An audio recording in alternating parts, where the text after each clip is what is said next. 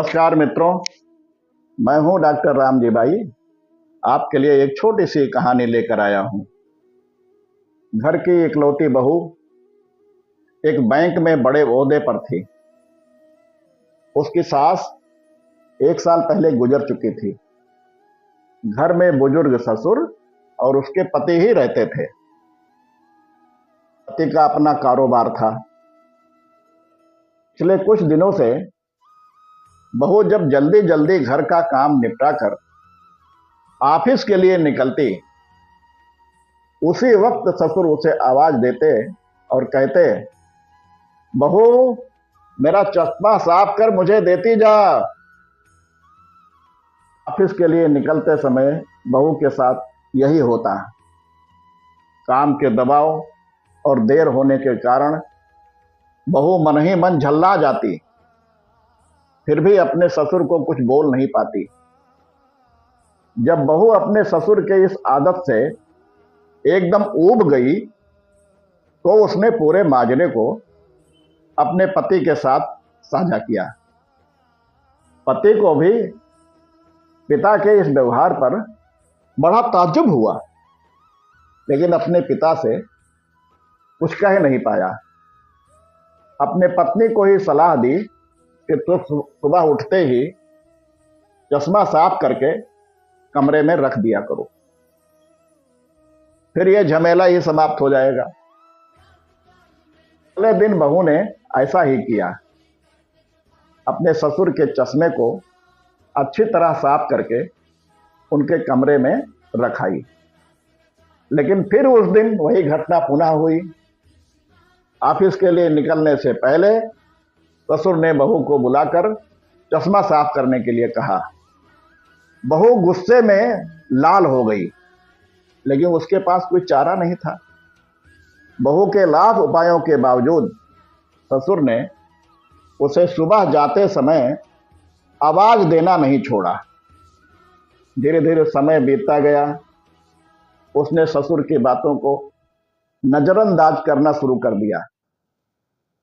ससुर के कुछ बोलने पर वह कोई प्रतिक्रिया नहीं देती, बिल्कुल खामोशी में अपने काम में मस्त रहती। गुजरते वक्त के साथ ही एक दिन बेचारे बुजुर्ग ससुर भी गुजर गए। समय का पहिया कहां रुकने वाला था। छुट्टी का एक दिन था। अचानक बहू के मन में घर की साफ सफाई का ख्याल आया। वो घर की सफाई में जुट गई। तभी सफाई के दौरान मृत ससुर की एक डायरी उसके हाथ लग गई। बहू ने जब अपने ससुर की डायरी का पन्ना पलटना शुरू किया तो उसमें एक पन्ने पर लिखा था, दिनांक 2/10/2023। आज के इस भाग दौड़ में, बेहद तनाव व संघर्ष भरी जिंदगी में घर से निकलते समय बच्चे अक्सर बड़ों का आशीर्वाद लेना भूल जाते हैं, जबकि बुजुर्गों का यही आशीर्वाद मुश्किल समय में उनके लिए ढाल का काम करता है। बस इसीलिए जब तुम चश्मा साफ कर मुझे देने के लिए झुकती थी तो मैं मन ही मन अपना हाथ तुम्हारे सिर पर रख देता था।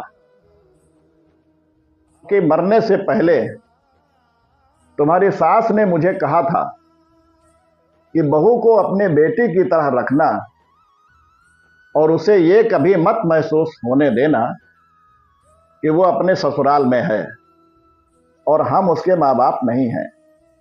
उसकी छोटी मोटी गलतियों को उसकी नादानी समझकर माफ कर देना। वैसे मेरा आशीष सदा तुम्हारे साथ है बेटा। डायरी पढ़कर बहू फूट फूट कर रोने लगी। आज उसके ससुर को गुजरे ठीक 1 साल से ज्यादा समय बीत चुके हैं, लेकिन फिर भी वो रोज घर से बाहर निकलते समय अपने ससुर का चश्मा साफ कर उनके टेबल पर रख दिया करती है। उनके अनदेखे हाथ से मिले आशीष की लालसा ने जीवन में हम रिश्तों का महत्व महसूस नहीं करते और जब तक महसूस करते हैं तब तक हम उससे बहुत दूर जा चुके होते हैं। रिश्तों के महत्व को समझें और उनको सहेज कर रखें। ऐसी ही फिर एक कहानी सुनने के लिए आप इस चैनल को लाइक, शेयर एवं सब्सक्राइब करें तथा घंटी अवश्य दबाएं। सभी को नमस्कार।